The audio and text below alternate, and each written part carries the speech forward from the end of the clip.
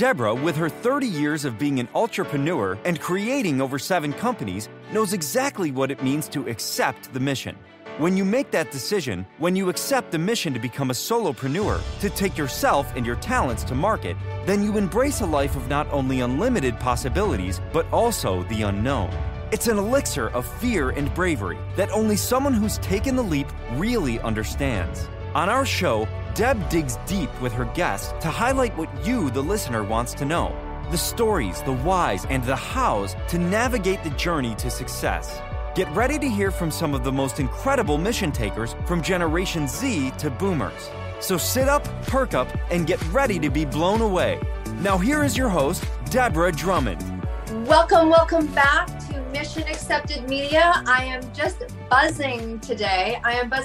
Because I know this guest intimately, and by now you probably are too. So we have a resident host, and she is incredible, and she's beyond an expert in the world of digital marketing. And because so many of us in the world of entrepreneurship, creative singers, dancers, even those of us that are in media, don't understand every aspect of media. And digital marketing is such a plethora of opportunity and understanding. It's kind of like Ayurveda. For those of you out there that are my Ayurvedic friends or aromatherapy friends, it's like the more you study, the less you know. That's how I find with media. It's like I just came back from doing a really cool media course for 4 days, and I was like, well, I thought I knew stuff. And I do new stuff. Now I know the next level of stuff to add on, and everything is such a creative movement. And honestly, in this world of understanding your best, I always call it the right media. Like there's lots of media that you can do out there. There's lots of this and take that and do this. But you really need someone that's going to help you put it together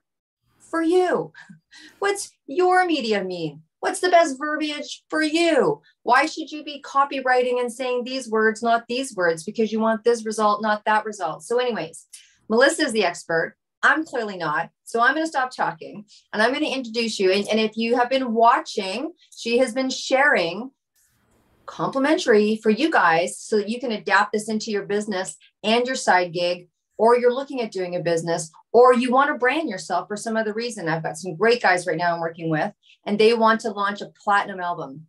And so working with their media and how they present themselves there, the words that they say, everything that they're putting out is so very important. So Melissa is going to talk to us today about copywriting.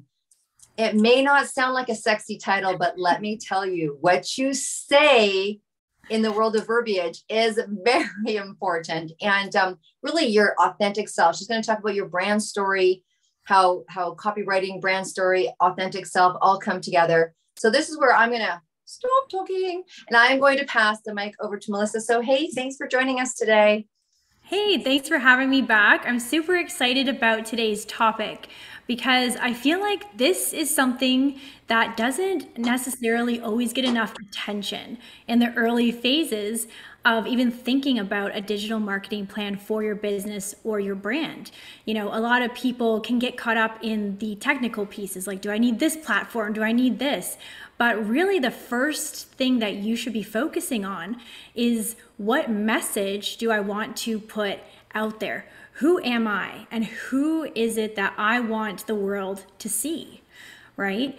And I know that a lot of people, especially in the coaching, consulting, thought leader space, they get really uncertain about going down certain paths with marketing because they don't want to come across like salesy and pushy.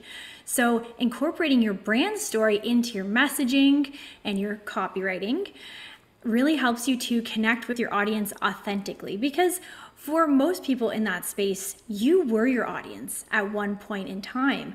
So by putting your story out there, that's one way that you can magnetize your audience to you without feeling salesy at all. And that's, you hear that because a lot of times when you come to do a business or a side gig, I mean, I'm in side gig economy and have been for a long time. We know that. And I owned a business prior to coming in. And so I had kind of gotten over that part, but you hear a lot of times, I want to make extra money. I want to do this business, but I don't want to come across salesy. Now, first of all, I tell people there's nothing wrong with selling. We do it every single day. And if you walked into an IKEA and you wanted to buy a table and a couch, you want someone to come and help you, right? And so we complain about not having enough sales attention, but people don't want to come across salesy. And I'm like, but everything we purchase from somebody, right? And so it's okay to be in sales. It's actually a blessing to give people opportunities and products that they love. But that whole salesy part, and I think a lot of us are stuck in the car salesman, 1960s car salesman. I don't want to come across as pushy. They're not maybe necessarily salesy, but pushy. And there's the difference between really passionately loving what you do and then crossing that line, right? So I think that that's really where the conversation or the verbiage comes in. It's like people say to me, oh my gosh, you're so passionate about your product. Because I am, and I'm not attached whether it's for them or not. Yeah. And I think you bring up a really good point too, is that there are different approaches that work depending on where your customer, where your audience is in their purchasing journey, right? So you gave a great example of walking into a furniture store. So a lot of times people who are walking into a furniture store, they've already identified that need and they just want someone to help them pick the best option, maybe color, or they have a question about functionality. So that in the online digital marketing world of sales would be considered someone who is a warm audience. So somebody who already knows the brand and has an idea of what they want, and now you just need to convert them to that sale. So where implementing your brand story in your marketing comes into play is when you are first trying to engage people with your brand. So that's your cold audience, people who have never seen your brand before, they haven't really heard about you. So that is one way that you can start to build that like, know, trust factor that is so critical to get them down that purchasing pipeline to eventually make the sale. And so in the example of the furniture store, once they are there and they know what they want, that is when you would incorporate some different messaging. So yeah, there's definitely different wording that you want to incorporate based on where they are to usher people along your sales pipeline. Melissa, do you ever see things that are common mistakes? You're talking to someone who's finally come to you. In case you guys don't know, Melissa obviously has a business in digital marketing. So, like when I came to you or when friends of mine came to you and we're like, okay, this is what's going on for our business. Do you see in that entry point of how people start to market themselves some common mistakes that we can kind of try to avoid for people? Mm-hmm. Yeah, I think for businesses who are just starting out, if I were to think about that group of business owners specifically, I think one of the biggest mistakes that I see is that they may have taken the leap already to invest in maybe a VA or maybe somebody doing their social media posting on their page. And what I do commonly see is very generic posts, and they're quick to hand off that task to somebody. And there are some really excellent social media managers out there who actually follow the same kind of process that we do in developing messaging before they even post it to the page. But I would say most of the time I can tell that foundational work hasn't been put in to the messaging that is going out there. And one of the first conversations we might have is, I'm considering investing in paid advertising because my organic efforts, so having the social media posts on my page, they're not producing any results, right? And while of course we do paid media and I do have an excellent social media manager on staff for the organic side, they do work well together. So because you do paid media, you can't just throw out your organic posting strategy. Everything has to be consistent. But having posts right off the get-go that are not really relevant and tailored to your audience, that's one of the reasons also that you're not seeing a whole lot of engagement with your posts. So I really want to kind of take a breath there because no, seriously, this is a big deal. Like I'm in direct sales. One of my companies is in direct sales. So we know that I'm strong in the network marketing industry. And so there's things that we get from our corporate, we see other people in our team doing, people follow successful people. So you're following and you're reposting things that they've reposted or assuming because they do well in the business or because it looks like they do well, that their posts are the reason why they are that successful. They don't take into consideration the other training that person's probably done, or their ability to have conversation, or really their MO, their reason for success is offline. They don't know that. And so I think it's a very common mistake. And I think it's a fair mistake to make, that we look at people successful, or we see a meme we think is cute, or we, and we start incorporating it. And I have heard over and over again, and look, I've had the same thing. So I'm going to be completely transparent. It took me a while to find my voice. I know who I am. And when I hire people, like, look at, we're doing breakout avatar right now. I do breakout avatar with people, like, who's really my people, who really is going to resonate with me, who would I really go to a picnic with, who really, and being able to identify and brand yourself in a way that you're going to have just even 5% more success, even 10% more success. Because I think a lot of people, they're like, I do social media, but it's not working for me. Mm-hmm. And they don't know enough to backpedal a little bit and go, yeah, but are the memes you're sending, like, do they represent your brand? Like, you send out a lot of animal pictures. Like, do you even have a pet? Like, do you know what I mean?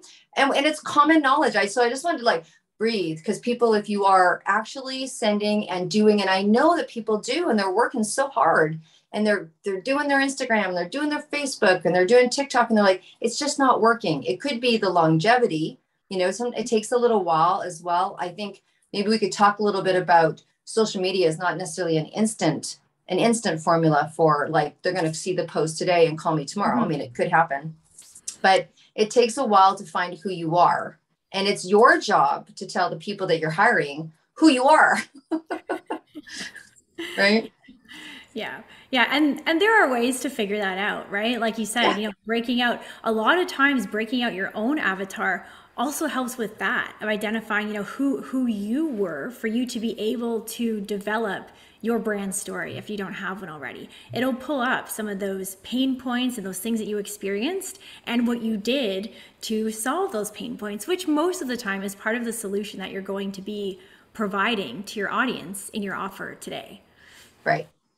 So when you say brand story and someone's listening to it, is that the story how they got in their business? Is that the story how they can you define a little bit what someone's brand story would look like? Yeah, so essentially the recipe for a good brand story is your mess to success. I love it. So where you were, which, like I said, is likely where your target audience is right now. And obviously you had to overcome some obstacles. And then now, where are you today? So if you want to really break it down into a very simple structure, you can just think of it like that. Where was I when I was struggling? What did I do to overcome this obstacle, which usually includes, like, there's a pivotal moment. Something happened, something major happened. A lot of, for business owners, a common pivotal moment for a lot of them is, I was this much in debt. For example, I tried all these different business ideas. I tried all these methods. And then this is what finally worked. Now, today I'm here, I'm thriving. I work my business only 2 hours a day. That's a success, right? So yep. You can just break it down into 3 simple components like that. You don't have to overthink it. And also, after you get it out and write it out, I would say, see if you can, a good brand story, sorry, I should mention this earlier.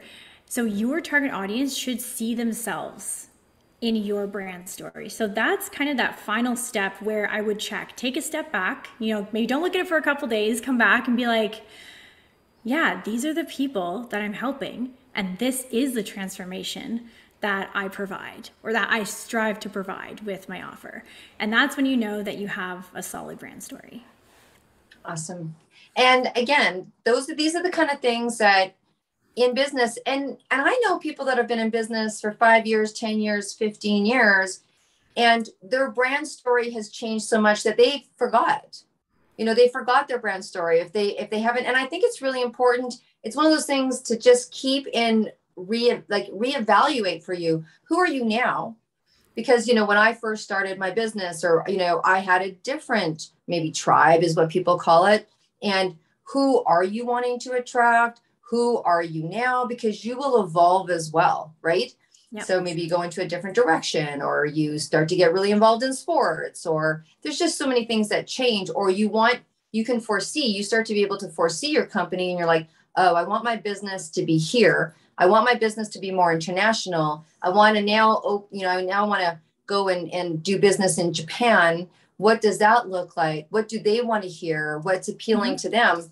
I mean, honestly, I think that's where having somebody else see you is really great. So I know that when we chat, we have conversation, and sometimes I have a hard time nailing it down because I have different things going on. And many people do. They're like, well, I have this audience. And having someone like you that finds the underlying, what's the main premise, and what are we going to work on now? Or what's your biggest goal now? So I think as you go along in business sometimes as well, it's more important to just keep doing that check-in, because if not, we just keep going with our business, and, we're taking this course and that course, and we end up on the other side of the ship, Yeah, exactly. And that's the beautiful part about entrepreneurship. So many entrepreneurs are multi-passionate, but the important thing is for each offer or each endeavor that you pursue to nail down the marketing for that unique offer. You can have some really solid marketing that's performing really, really well. And then, well, this is going great. I'm going to roll out this offer that maybe is not in alignment with that one, and then it flops. But it's like, did you actually take the step back and build out the strategy for that? Did you go through that same process again for the next offer? Because the most successful campaigns, they are highly customized to the business, to the audience, to the offer. And those are the ones that are the most successful. So unless you take a step back and do that, I mean, there's the 1% chance, but yeah, it's really, really important to nail that down. Yeah. And for my entrepreneurs out there, I love that new word. You can use entrepreneur. The guy that does my web work, Lucas, says that we are potentialites. You just put multi-passionate, and because it's not unusual for people to have two coals in the fire. And even sometimes in an industry like I'm in, sometimes there's customers, like even in your business, you could have people that are customers and people that are looking for businesses, and they may not respond to the same verbiage. And I'll be completely transparent and admit, you guys. So when I first started working with Melissa, because I am a multi-passionate person and I have a couple things on the go, it was so hard for me. I actually had to have a talk with her. I'm like, I don't know if I can do this, because I felt like if I just really nailed down and really focused my marketing for this one, very special project that I'm working on, that I was going to somehow lose.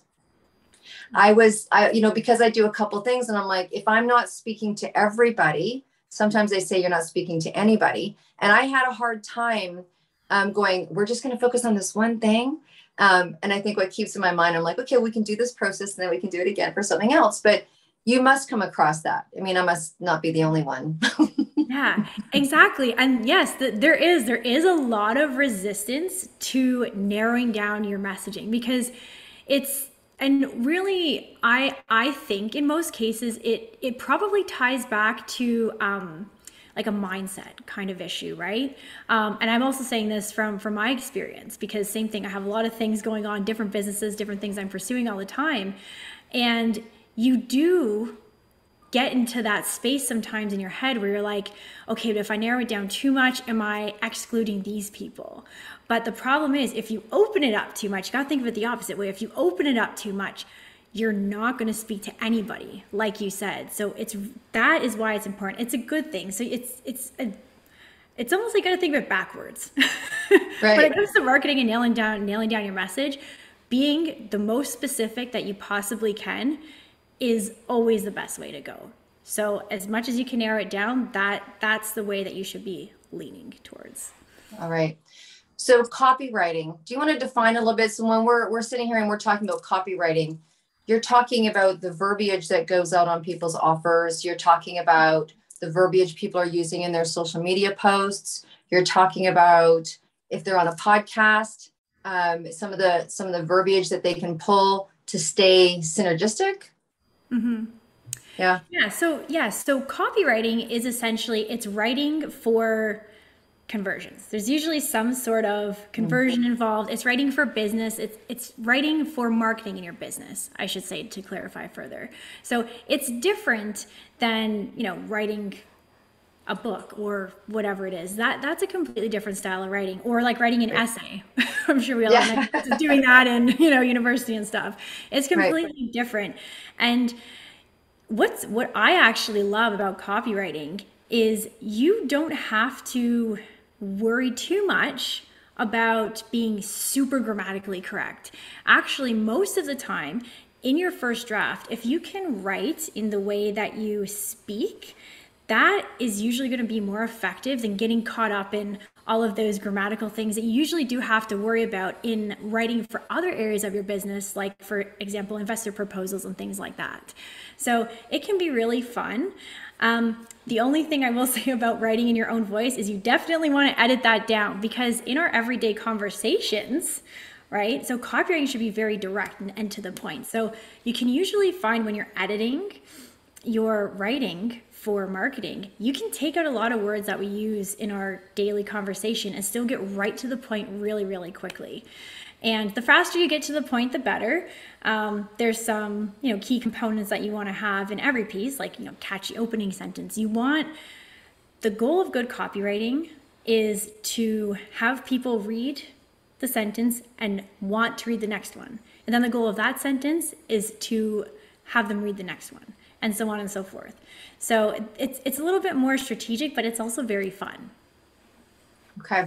And, we've all read emails that are great. And even for me, because I'm in business, when someone's either got a copywriter or is a copywriter, because, and then there's this new style of gapping in between. It's almost like people are taking a breath and they're reading the next one. You can tell when someone's taken a lot of time to send their copy. And, I'm surprised actually at how lengthy some of them are. I mean, I've been reading lots of books on marketing as I do, and a good compelling story will take you through there, and you'll see that people will have buy now or send me messages throughout their copywriting.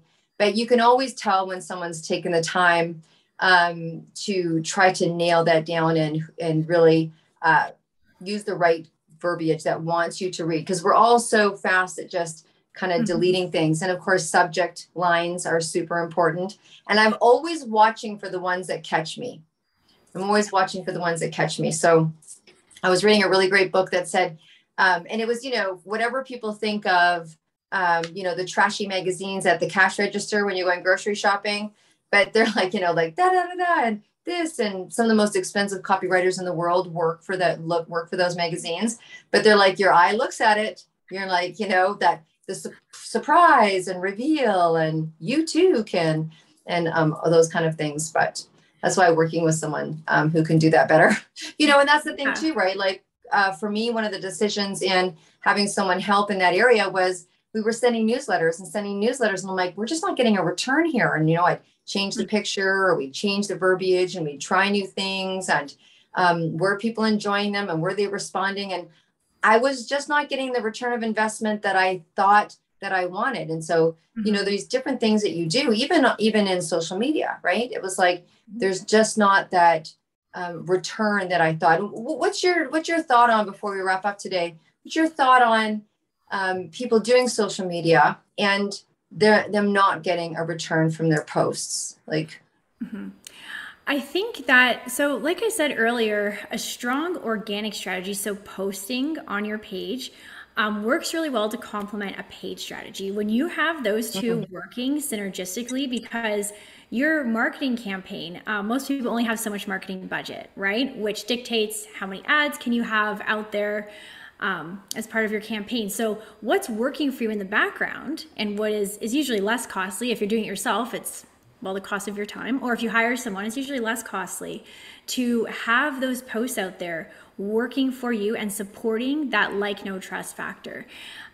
The other thing too is that if you are running paid ads, when you're active on so if you're running Facebook ads, Instagram, when you're active on your pages, Facebook loves that. So you can actually get a lower cost per result in your paid advertising, which actually is a form of a return on that time invested, just by being active on your page. But if you are not going the paid advertising route right now and you're not getting a return on your posts, I would definitely look at your messaging. Take that step back and really think about, okay, who am I trying to speak to? And keep in mind what you said. If you're not speaking to one person, you're speaking to no one. So that would probably be the key thing. And I'll leave one more tip for anyone who wants to instantly improve their copywriting. So I won't point you to any sort of one resource, but if you just Google power words for copywriting, there are tons of free resources and videos out there where if you look at a post or something that you have right now, look at these power words and try inserting them where it makes sense, repost it, and see how it does. I can guarantee it does better. So super quick and free way to improve your copy right now. That's awesome. That's awesome. I'm going to take that and I'm going to share that. I'm going to share that information. I'm going to do it myself just to see. So Melissa, is there anything else that we want to share today? Have we covered it all?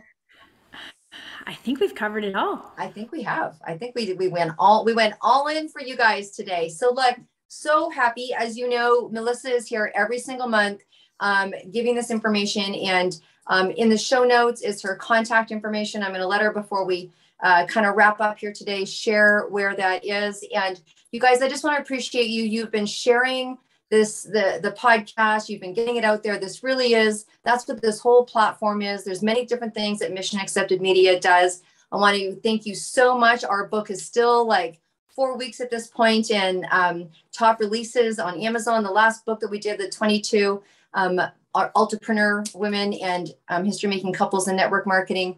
And we are now embarking upon the planner for this coming year. And if you'd like to put a quote in the planner, if you'd like to get your name and your words in our planner that's going to be sold everywhere, then I would encourage you to reach out to get in on time. So definitely. And if you want to get onto the show, you know where to find me. Just go to deb@debdrummond.com. I mean, it's not difficult. You can go to debdrummond.com website and have a great time. There's all sorts of things to look at that you can do, but I really appreciate you. Thank you so much. And Melissa, where can people reach out to you personally? Yeah, so I would love to hear from anyone who is looking for help in either implementing a marketing strategy or optimizing their current marketing strategy. So I do offer free consultations. They are with me personally. So you can go to my website. It's meteor.net. So MEDIOR.net, and you can book with me there. Awesome. Thank you so much. Okay, guys, have a great day. Bye for now. We will see you again next week. Bye. Be cool.